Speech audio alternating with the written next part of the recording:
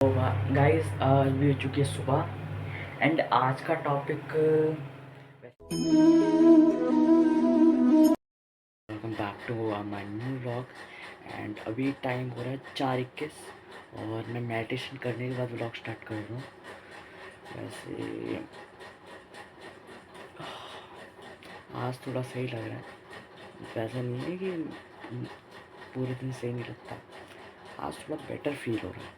तो अभी तो मेरे पास कुछ करने के लिए है नहीं, मैं आपको सुबह ही मिलता हूँ, फिर आपको मैं एक नए टॉपिक के साथ आपको एक नई बात बताऊँगा। तो चलिए सुबह मिलते हैं।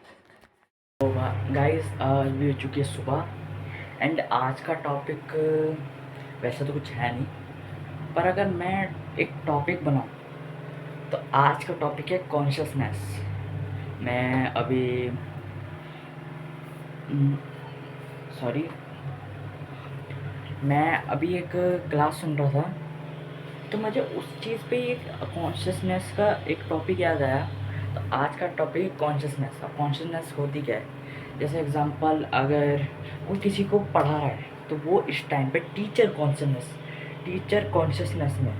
एंड अगर कोई किसी को कुछ अगर जैसे कोई पढ़ा ही रहा है तो टीचर कॉन्शियसनेस में। एंड अगर वो किसी चीज़ से प्यार से बात कर रहा है तो वो एक टाइम के लिए सोल कॉन्शियसनेस में, ना किसी से बुरा बोल रहा है ना कुछ, वो है सोल कॉन्शियस। एंड अगर वो किसी से ज़्यादा ही बुरा बोल रहा है, कुछ ज़्यादा ही गलत कह दे रहा है, तो वो है बॉडी कॉन्शियसनेस। तो कॉन्शियसनेस के भी बहुत सारे टाइप होते हैं, बट अगर आप टीचर की जगह भी सोल कॉन्शियस, आखिर इन सब कॉन्शियसनेस में सबसे पावरफुल कॉन्शियसनेस की बात करें तो वो है सोल कॉन्शियसनेस। एंड सुबह मैं अभी एक वीडियो देख रहा था, तो उसमें भी बताया गया है कि कॉन्शियसनेस भी बहुत ज़्यादा इम्पॉर्टेंट है अपनी लाइफ में।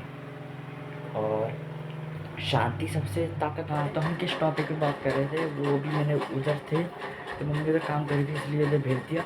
बाकी अभी हम टॉपिक पे बात कर रहे थे, जो मैंने वीडियो देखी थी तो वीडियो में हमें यही समझाया था कि थोड़ा इसके लिए सॉरी नॉइस के लिए, एक सेकेंड आपको पंखा बंद करने के बाद मिलते हैं। तो गाइस अभी मैंने वीडियो बंद कर दी थी, तो अभी पंखा बंद कर चुका हूँ। अब मैं आपको ठीक से समझाता हूँ। देखिए मैं एक वीडियो देख रहा था, तो उसमें भी बताया गया कि शांति मतलब पुण्य कर्म या शांति सबसे ज़्यादा ताकतवर है, या फिर पाप कर्म और गुस्सा सबसे ज़्यादा ताकतवर है। देखिए अगर जहाँ तक बात करें गुस्से की, तो वो है एक निस्वार्थ भाव। अगर हम पैसा कमा लेते तो पैसे के रिलेटेड हमें निस्वार्थ भाव आते हैं कि हाँ मैंने पैसा कमाया, सब मैंने सब कुछ किया, तो वो चीज़ मोह जोड़ देती है चीज़ों के साथ। तो वो है निस्वार्थ भाव, जो हमें अंदर से कमज़ोर कर देती है, हमें घमंड ले आती है।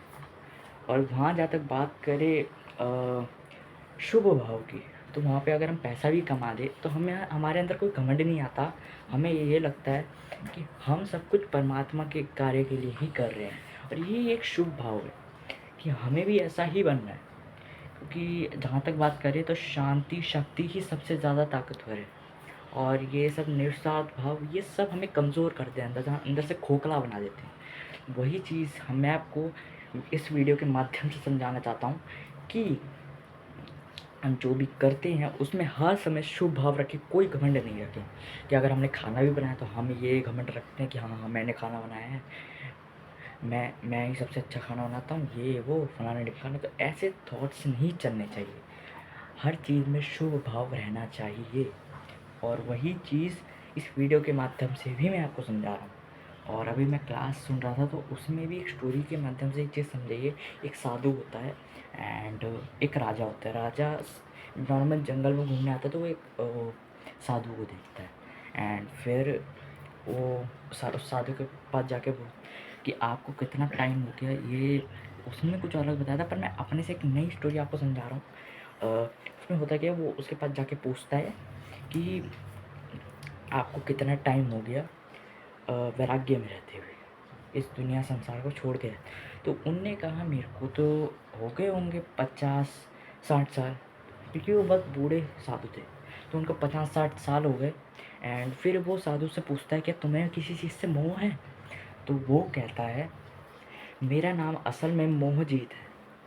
तो फिर वो साधु से पूछता है कि तुम्हारा नाम मोहजीत है, सच में तुम मोहजीत हो या फिर ऐसे ही नाम है तुम्हारा। तो उस मोहजीत वो मतलब उस राजा ने कहा कि मेरे प्रजा में सब मोह जीत है, किसी को किसी चीज़ से मोह नहीं है। तो फिर वो साधु कहते हैं मेरे को तो 50 साल हो गए तब भी मेरा मोह नहीं छूट रहा है।